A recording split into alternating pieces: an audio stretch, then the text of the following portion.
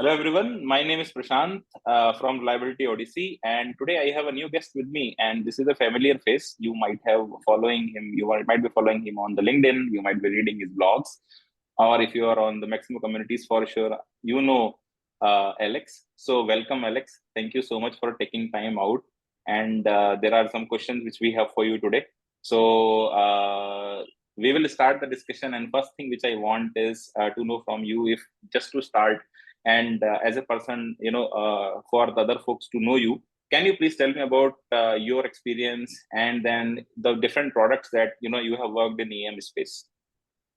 Yeah, first of all, thank you for having me on. Really a pleasure and excited to talk to you today about all these things, Maximo and otherwise. So I started back probably about 20 years ago now with Maximo. Had a bunch of hair on my head, like eager young kid, right? Sort of took apart Maximo technically and put it back together 1,000 times. So my experience definitely is on the technical side of Maximo, but also have been around enough to sort of know a little bit about best practices and things of that nature. Cool, cool, cool. Thank you so much. The next question that I have in the same line, as you said, that 20 years is actually a very long time, right? And then I am sure that Yeah. you have seen, right, starting from Maximo 4 when it used to be client server. And Yeah. then finally Maximo 5 came, 6 came, 6.2, 6.8, all the version came, 7 came, and now 7.6. And finally, we are talking about mass. A lot Yeah. of buzz is there in the market and everyone is talking about mass. So what do you think that you have seen a transition, in last 20 years with all the technologies? That what is your perspective about mass? What do you think? Are you excited about it, or for the maximum practitioners, what do you think? How the mass will be, and what is your perspective around it? Yeah. So you mentioned that long journey and the technology changing and all that. The neat part about Maximo for all these years is it's been really open and flexible, right? So Yeah, that yeah, is the best part about Maximo from my perspective is for one customer, we can sort of fit it to its, own organizational business processes, its own organizational rules, all that stuff. It's super flexible. And so it's always been ahead of the curve from that perspective, in my opinion. So I think I just see Maximo Application Suite as that next level of, we're introducing hybrid cloud technology, OpenShift containers. We're introducing just this is Maximo staying ahead of the curve from a technology perspective, from an infrastructure perspective, and then bringing all those other elements into the suite, like health, like monitor, and some of the other tools out there, visual inspections. Again, this is IBM keeping Maximo ahead of the curve from a technology perspective. great, great. Yeah, so you have raised a very valid point that it's not only technology but also functionality. So APM has come back. Yeah. Earlier, it used to be different products, and now you have visual inspection. So computer vision is so easy, right? So yes, very rightly said. So yes, but it looks like I am also excited about Mass 8. And the next question that I have is related with on the same line, but on a different topic related with knowledge sharing. So I have also followed multiple blogs that you have written, okay, and I am a follower of your blogs. I also have seen that you answer questions like I do on More Community. You also help people on IoT community. So just wanted to know, because this people think that it is easy, but then sometimes you need to literally write a complete script for a use case, right? Or you need to write a script and give it to people. So it is a hard work. It is not that, because everybody has its own day-to-day job, and then we are doing as a community service, right? So what is the motivation behind it? So you are doing all this. What motivates you in this Yeah. aspect?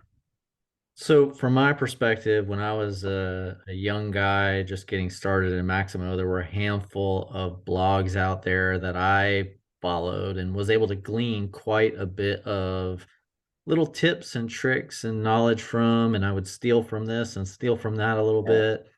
And so me writing articles and things like that is my way of just paying that forward to somebody out there that might just be getting started with Maximo and needs to, have something that helps click the light bulb on, right? So Yeah. I think from my perspective is a lot of the motivation there is really just trying to help out the community. It's a great community.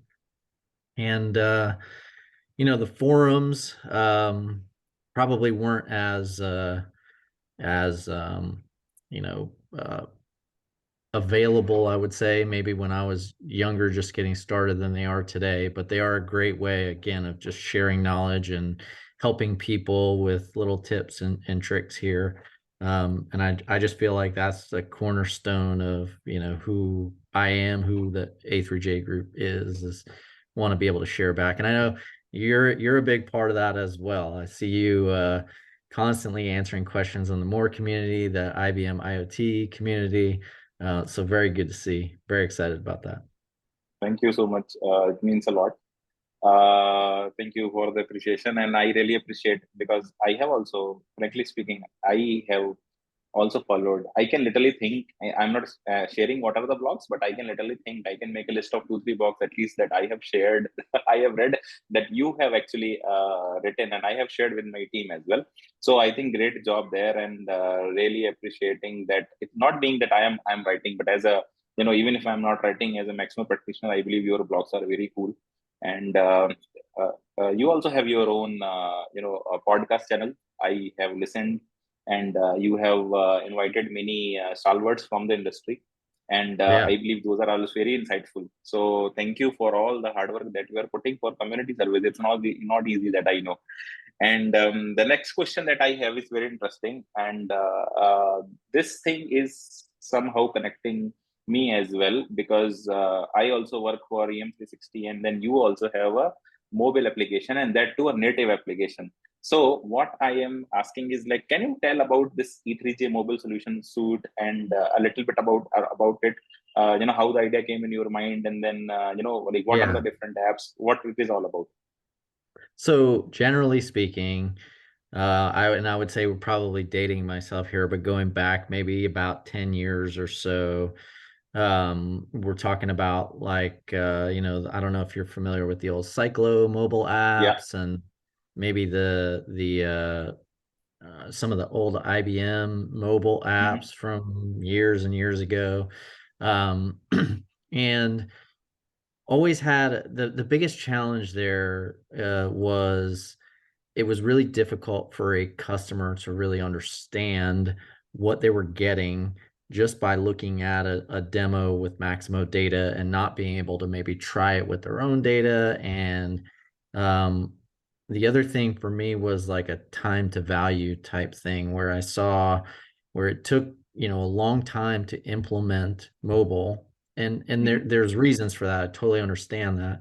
It's just, how can we shorten that time? Because the mobile technology changes so rapidly that Hmm. if it takes you, a year to implement a mobile solution, well, in that year, how far has mobile come and what else can you do? And, it seemed like the example I like to give would be if you were to go to the App Store and download the Uber Eats app, you could have dinner at your door in an hour. And I've had customers ask me like, well, how come it's so hard to just complete a work order, right? Yeah. And that's a nuanced question. It's a multi-layered question, but at the same time, I see the point, which is it should be easier, right? So that was sort of the motivation, was to try and, as best we could, make mobile easy. And so we just sort of took it from there. Sure. And what are the challenges, that you have faced? Because I know product development is not an easy task. And Correct. also, when you actually do the implementation, that time also there are many challenges. Because as per my experience, what I will tell you, and actually this is something which what I see people does not understand, is because Maximo apps are not like other apps. Like you gave the example of Uber, right? You will have your own Maximo instance, and that Maximo instance will have different kind of customization. So every customer has its own backend, right? Uber has one common backend.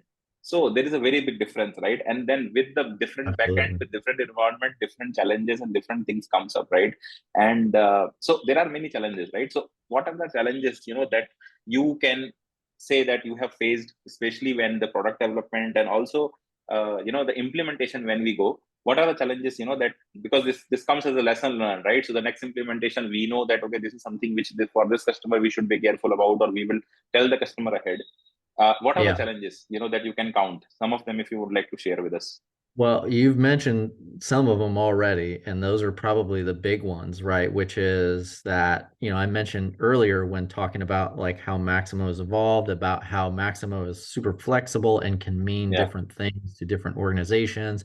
Maximo is truly a development platform, right? Like they yeah, are open to customers doing their own configurations, making their own rules. And so when you're trying to build a product based on an unknown set of rules, you've got to build that product in a very, very flexible way. And that's difficult, right? It's one thing yeah, to build a work order screen that is static and has a complete button on it that you can click and it completes the work order. But you know as well as I that customer X is not going to utilize the complete button. They have their own synonym status or something of yes, that. Yeah, right. So it's almost like the benefit obviously of somebody having 20 years of experience is I've seen quite a bit of what happens in the real world from an implementation perspective.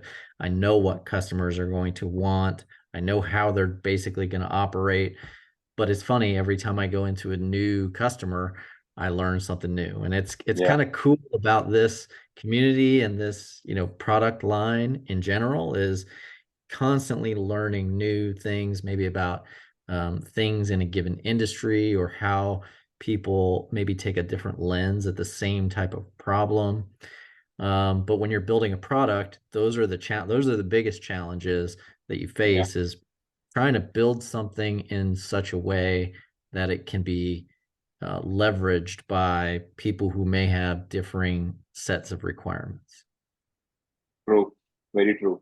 Every time you go to customer, you think that okay, I have now built this particular feature, so I think this I can reuse it. But then at the end of the day, you will find one more requirement that you have to develop for this customer, and then finally you say, okay, Absolutely. let's add into the base product, and this cycle continues. So I completely agree this part. Okay, You so got to for walk sure, in you got to yeah, walk in with a bit of humility, right? Because if you walk yes, in and yes, you yes, think you know it all, the customer will show you that you don't know it all. So definitely yes. coming in with some humility to every situation is a good thing. True, true, very true. Okay, some of the tips that you want to give, because as I said that there are misconceptions, and then I will not blame to this on customers, because until you don't have the product, you will not know. Like you took the example of Cyclo. I did my first Cyclo implementation in 2013, and I know that small window C, that Mhm. palm top used to be there, and then it was so difficult to work with that and customize Cyclo. So I know that there are challenges, and then even as an implementer, I used to be frustrated that what I am working at, right? Why this particular thing is not working properly on the devices. Some of the tips that you want to share to the customers, because if some user is actually listening to this video, what are the things that they should actually be taking care of, and then some of the expectation that they should be setting. So we can say that some of the tips for successful implementation of Maximo, if you want to share from your experience. Yeah, I would say probably the biggest thing is to look at mobile as its own use case, right? Like if you just say we want mobile to do everything that we do in desktop, well, Yeah, that's like probably I would recommend just taking a step back and thinking about exactly, if you were out there with a device in front of a piece of equipment, how would you like the process or use case or experience for the user to look. So I get a lot of, well, we do it this way in desktop, so we need that in mobile, and it's the word need might be, well, let's think about it as a true different use case as a mobile worker. What would be most efficient and effective for that type of user. um I would say the device that you use too, the devices are tools that these technicians or mobile workers have in their tool belt. So, the right form factor for them, putting something that's really big is great because it gives them a lot of real estate and the ability to, really see what's going on, but they have to carry that where they Yeah. go. So keep that in mind. The smaller form factor might be easier to carry, but then you're, having to fight with just general real estate. Some of the newer devices out there have different capabilities as far as, cellular connectivity and otherwise. So, looking at the right device for the right use case mobile wise is a good thing as well. I could probably wax on about all sorts of considerations, but I would say those are probably the two big ones. No, I think it is very important. So I also agree. First thing is the devices, and the second thing, as you said, is that don't look this particular thing as direct extension of the web, right? You can't do everything, and it is also has a limited amount of memory in this spec versus your desktop, which is powered by some server. Yeah. So You get I a lot think of that is, people who want to download the whole yeah, Maximo database onto their yeah, phones, right? And it's, I know. we really need to take a more sort of measured approach to how we do that. Yes, yes, absolutely right. I agree. I think these will be one of the two first crucial inputs that everybody should be keeping in mind, whether it is any practitioner or any customer. So thank you for sharing this. Okay, enough of Maximo talk and mobile talk. One last question I have, and I want to know that what do you do when you have some free time? I know you will be doing some of the work, writing the blog, and all other things. But then when you have free time, what are your hobbies? Yeah, I would say I'm a little bit of a nerd, so I love just dabbling in technology in general. But outside of that, I would say I've got two boys. They're Okay, 16 and 13, and we'd like to do a lot of camping and hiking. We do a lot with the Scouts BSA organization. So boys are working on their scout ranks and requirements and stuff, and we like to get outside if we can. I would say that's probably number one on the hobby list. I've got a garage full of hiking equipment and camping equipment and stuff like that. So wow, yeah. love doing that with the boys. Amazing. Great, great, great. I think, yeah, these were some of my questions. And I'm so happy that I'm really thankful that you have taken time actually, and from the busy schedule. I know, there will be multiple things to take care of, but still you accepted my request and you spent some time for the interview. So thank you so much, Alex. Well, And I appreciate it yeah, as a fellow IBM champion, and want to say congratulations on your IBM champion designation. Well deserved, and I'm learning quite a bit from all of your posts on the forums and blog articles as well. So keep up that good work. I know it's difficult. I know it's hard, but between you and Stephen Scholl, I don't know that I can, I get on these forums and I don't know that I can get a word in. You guys have already answered all the questions, so